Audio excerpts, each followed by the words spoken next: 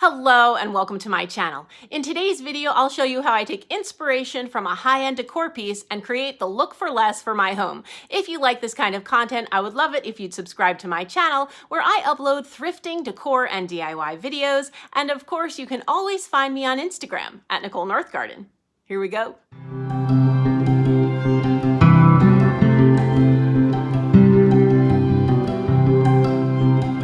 Long before I was even watching YouTube videos, because I came to that game late, Jamie from Border Bananas was creating Look for Less videos on her channel, and she recently asked me if I would like to participate in a Look for Less collaboration with her and some other YouTube creators. Of course, I jumped at the chance.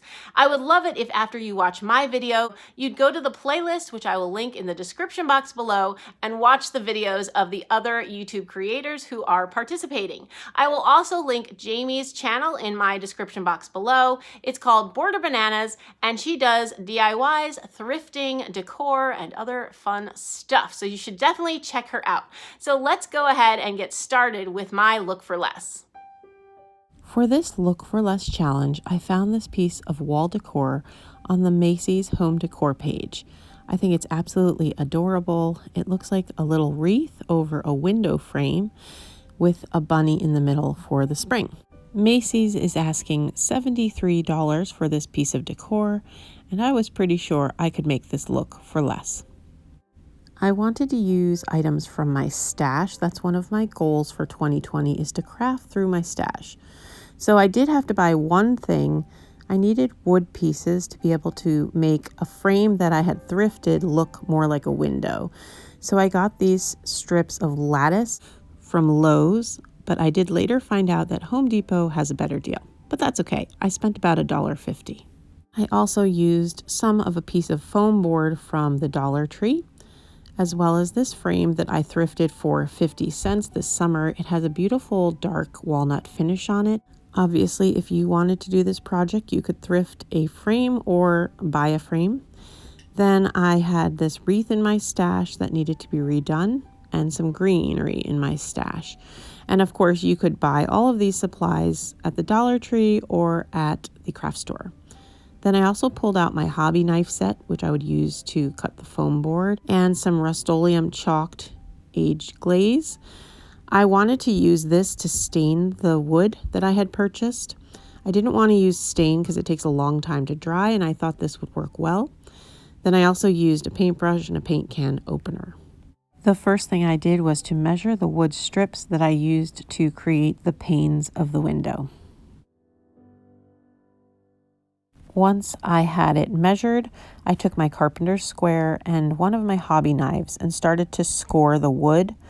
But it turned out I really needed to use a box cutter, like a real knife, my husband called it. So he got me his knife and I used that to score it, and that worked much better.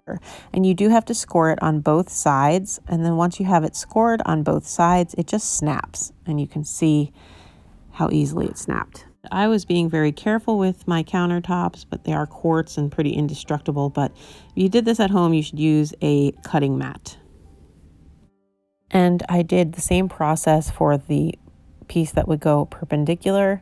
Now, if I was being really technical, I would have cut two pieces and made them meet up with the one in the center, but I didn't want to do that because my wreath was going to cover the window panes really anyway. So I just decided to put one strip and then put the other strip on top of it. And I figured that would look good enough, and it did. Then I got my aged glaze and applied 2 coats to the cross pieces. And I used the aged glaze instead of a stain because it's easier to work with. It doesn't smell. It dries really quickly. And it was in the right color. So it worked out well. I do have a stain I could have used, but I didn't need to for this.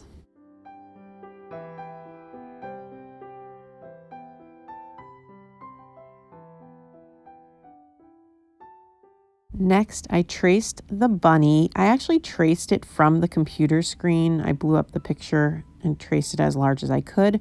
And then I put it in my copy machine and enlarged it to like 140% and until it got the bunny to the correct size. Then I used my pencil to color on the back of the picture. And this turns the picture into carbon paper. And once the back was all colored, then I traced the bunny onto the foam board. And then I used my hobby knife to cut out the foam board bunny. Again, it would have been better to use a cutting mat, but I didn't know where mine was, so I improvised. But don't worry, I was very careful. Once the bunny was cut out of the foam board, I used my hobby knife to trim off any rough edges, and I also used my finger to smooth down the edges.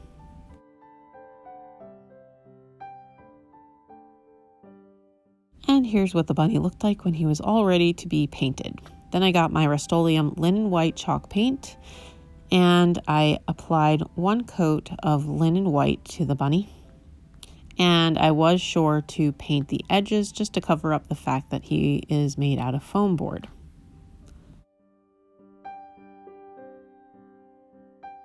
And I got my little lid that I used to mix paints, and I put some more white paint on there, and I added a few drops of water to make it very thin. And then once I had it watered down, I added a few drops of black and a few drops of brown paint, but I did not blend these in. You just want them kind of sitting on top of the paint. And then I got my rag, and I have a specific rag I just use for this purpose so that I'm not always dirtying a new one. And I wet the rag, and then I dipped it in the paint and just kind of dabbed off some of the paint and kind of dabbed it onto itself. Then I took my bunny and I just started wiping the paint onto the bunny. At this point, the white paint was dry, and so I just wiped on the other colors. I was trying to give this the look of weathered wood.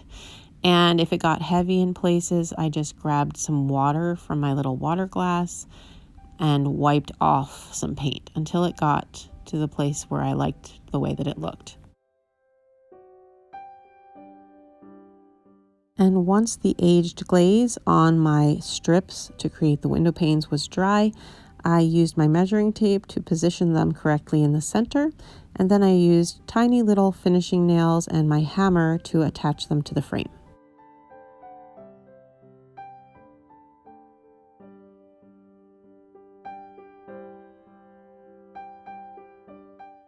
And when the window pane strips were in place, I flipped over the frame, and I did notice that there was a spot where I had kind of missed on some of the glaze, so I just took my rag and touched up that spot. And then I actually used the aged glaze to touch up any other scratches because I didn't want too rough of a look on the frame. Then I got my wreath and I took off the stuff that was on the wreath. It was a little bit of ivy and some raffia. It just looked tired, so it was time to redo it. So I took all of that off, and then I got the greenery that I had from my stash, and I started to put the greenery on the wreath.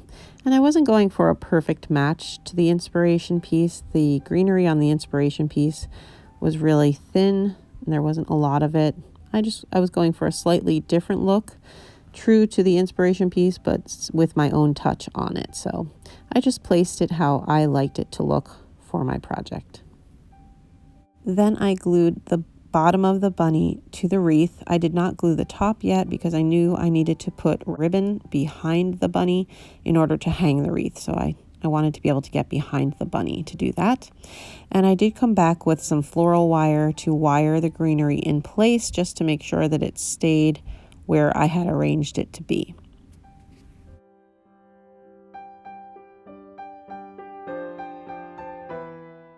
And on the inspiration piece, it looks like they hung their wreath directly on the window pane, but I didn't want to do that. I wanted to use burlap. I like the look of that. So I put my burlap ribbon through the wreath and then measured out where it needed to be in order to hang in the right place. And I did not want to glue anything to the front of the frame in case I want to take this apart at some point and reuse it for something else. So I glued the burlap ribbon to the back of the frame and trimmed it. And then I added a little burlap bow to the front, just like in the inspiration piece. This is just a traditional easy bow. And here is the finished product. I really love how it turned out. This isn't necessarily where I will hang it. I just needed somewhere to hang it for this video, but I think it looks great. And my version cost under $5, and their version shown here was $73. So I think that's a pretty good savings. I think I captured the essence of the inspiration piece, but added my own little touches. And that's all that I have for you today. I hope you've enjoyed this look for less, and I hope you'll go and check out the projects that have been created by the other talented ladies on the playlist. If you like this kind of content, I would love it if you'd subscribe to my channel where I upload thrifting, decor, and DIY videos. And of course, you can always find me on Instagram at Nicole Northgarden. Thanks for watching.